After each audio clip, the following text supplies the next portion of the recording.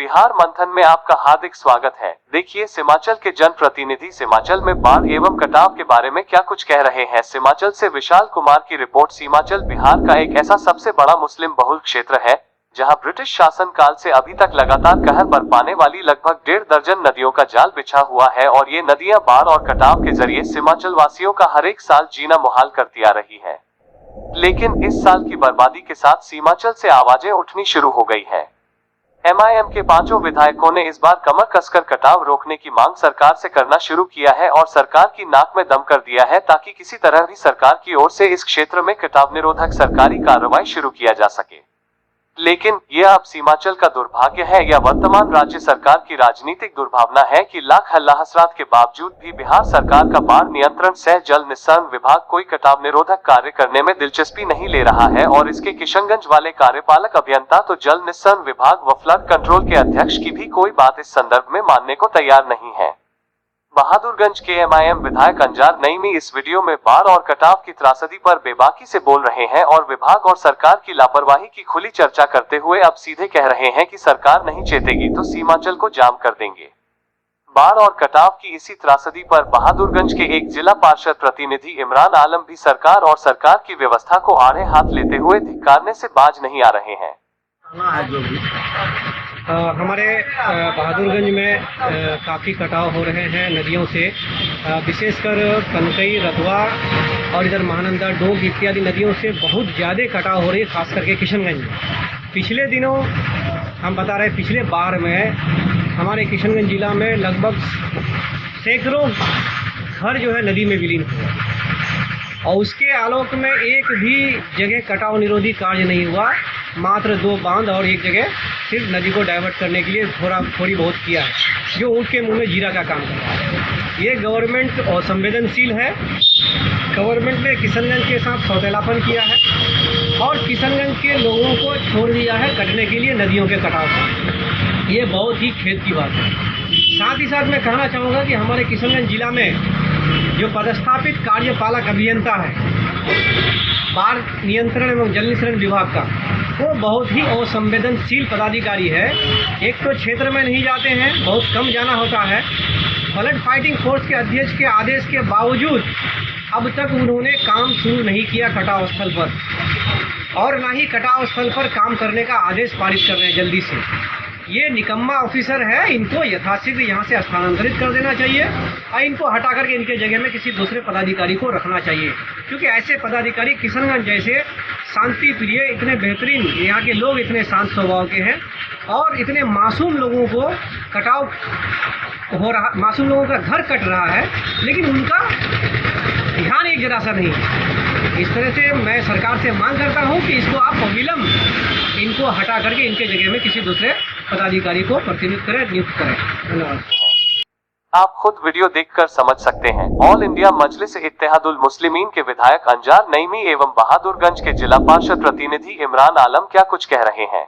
जो हमेशा अपना रास्ता बदलते रहती है, जिसमें कनकई, कौल, रतवा, बूढ़ी कनकई, इस तरह की बहुत सारी नदियां हैं जो यहाँ मतलब बसावट को हमेशा पिछले कई वर्षों से कटाव कर रही है। ना गाँव को कई घरों को नदी में काट करके विलीन हो रहा है। तो इस पर हम लोगों ने लड़ा, पटना विधानसभा में भी इसके लिए आवाज़ उठाया। हम लोगों ने तख्ती दिखाया, हर तरह से सरकार को अवगत कराया इस मामले से, जिसमें मुख्यमंत्री जी से भी मिला हम लोगों को, संबंधित मंत्रालय मंत्री जी से भी मिले हम लोग। उसके बाद आपदा का जो चीफ इंजीनियर है उनसे भी मिले, डीएम से भी कई बार लिख करके दिए, लेकिन अब तक इसमें संज्ञान नहीं लिया गया है। जो सिर्फ खानापूर्ति का काम किया जा रहा है, जिससे ना रुकावट हो पा रहा है, ना मतलब उससे कुछ हो पाएगा। और इससे अगर बेहतर ढंग से सिर्फ कम खर्च में, जिस वक्त से हम लोग हल्ला कर रहे हैं, जिस वक्त से आवाज़ उठा रहे हैं, अगर सरकार चाहती तो इसको बहुत ही कम खर्च में इसको रोक सकती थी। लेकिन आज जब सैलाब आ जाता है, बोलता है कि फ्लड फाइटिंग का काम करेंगे, लेकिन फ्लड फाइटिंग के नाम पर सिर्फ खानापूर्ति हो रहा है, कहीं काम नहीं हो रहा है। लोगों का जो घर कटना है कट ही रहा है, कहीं रुकने का नाम नहीं ले रहा है सरकार, न संज्ञान में ले रही है इसको।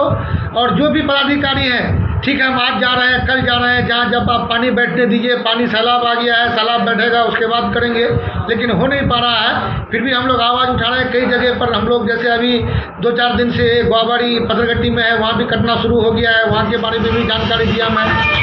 उसके बाद अभी हम लोग ये कर रहे हैं कि जैसे अभी बोचागाड़ी में बोला काम शुरू कर दिए हैं निसंदरा में, लेकिन जो काम किया जा रहा है वो नगण्य है, वो नहीं के बराबर है, उससे कोई रुकने वाला नहीं है। खारी बस्ती महेशवदना में भी काम कर रहा है, जबकि कई जगहों का हम लोगों ने लौचा पंचायत में 6-7 जगह पर है, जहाँ आपका वैसा कब्रिस्तान का भी कटाव हो रहा है, यूनुस टोला लौचा है, उसके बाद आपका निसंदरा है, बोचागाड़ी है, सातमेरी है, खारी टोला है, इस्लामपुर है, मुसलडंगा है, बुरुज टोला है, मतलब ये हर जगह आपका ये बहादुरगंज का हो गया।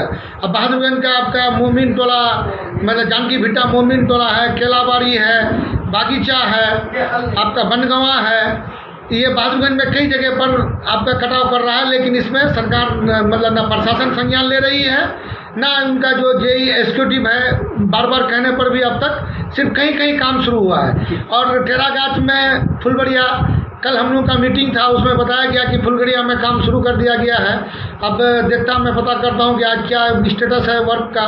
उसके बाद वहाँ धापट टोला है, उसके बाद आपका लोधाबाड़ी, खजूरबाड़ी, शेरनिया, इन सारी जगहों पर कटाव का काम हो रहा है, कटाव हो रहा है, लेकिन काम अभी शुरू नहीं हुआ है। सिर्फ टेरागाछ में एक जगह पर अभी काम बताया कि फुलबड़िया में आज से शुरू होगा, जबकि धापट टोला में काम शुरू हो जाना चाहिए था, दर्जन टोला में शुरू हो जाना चाहिए था, लेकिन अब तक नहीं हो पाया है। दक्षिण में, लेकिन दक्षिण टोला में कहीं भी अभी तक काम शुरू नहीं किया गया है। अगर यही स्थिति रहा तो फिर इस बार भी सैकड़ों घर कट करके नदी में चले जाएगा। लेकिन फिर खाना पूर्ति कर रही है सरकार वहाँ ये बता रही है कि जो जिसका घर कट गया है, जो भूमिहीन है, उसको 2 से 3 डिसमिल जमीन दे करके या 60,000 रुपया मुआवजा दिया जाएगा, 80,000 रुपया मुआवजा दिया जाएगा।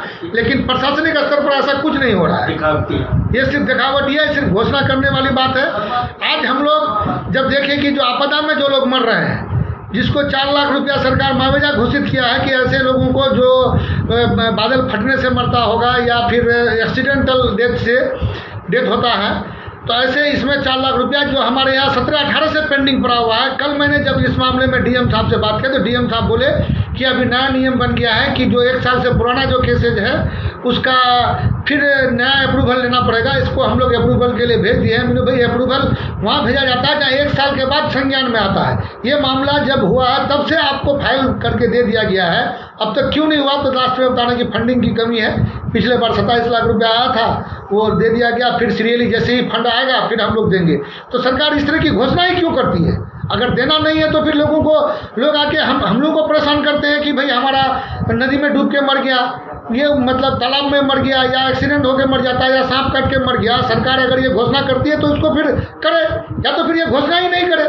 इस तरह का करके सिर्फ लोगों को, खास करके सीमांचल के साथ जो स्वतंत्र व्यवहार है, इससे अगर सरकार इसको अगर संज्ञान में नहीं लेती है तो हम लोगों का जो मानसून सत्र शुरू होने वाला है 26 से, इसमें भी हम लोग जम करके इसमें हंगामा करेंगे, इसको आवाज़ भी उठाएंगे। इसका हम लोग देख रहे हैं, 2-4 दिन और देख लेते हैं। इस बीच में हम लोग कमिश्नर से भी मिलने वाले हैं कि एक बार कमिश्नर साहब को भी संज्ञान में दे देंगे कि इस मामलों में अगर बसावट को अगर कटने से नहीं रोका गया तो स्थिति बहुत बद से बदतर हो जाएगी।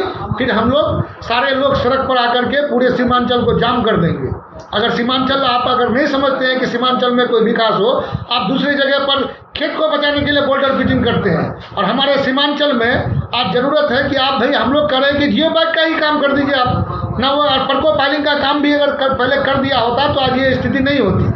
बहुत जगह किया गया है, पहले पर्को पाइलिंग का काम वहाँ की बसावट को रोक दिया गया है, कटने से रोका गया है, लेकिन नहीं कर पा रही है सरकार। सिर्फ एकमात्र वो लूटने के लिए। अभी देखिएगा आपको धरातल पर काम नजर नहीं आएगा, लेकिन जब आपका इसका बिलिंग होगा तो करोड़ों में आता है कि भाई बागवान विधानसभा में 50 करोड़ का काम हुआ, फलाना विधानसभा में 60 करोड़ का काम हुआ, लेकिन जब धरातल पर कहीं काम नजर नहीं आएगा आपको। सिर्फ लूट खसोट वाला काम करना चाहते हैं लोग। पहले से अगर मुस्तैद होकर के काम करें तो मैं समझता हूँ कि काफ़ी लोगों का घर कटने से बच सकता है और लोग तबाह व बर्बाद होने से बच जाएंगे।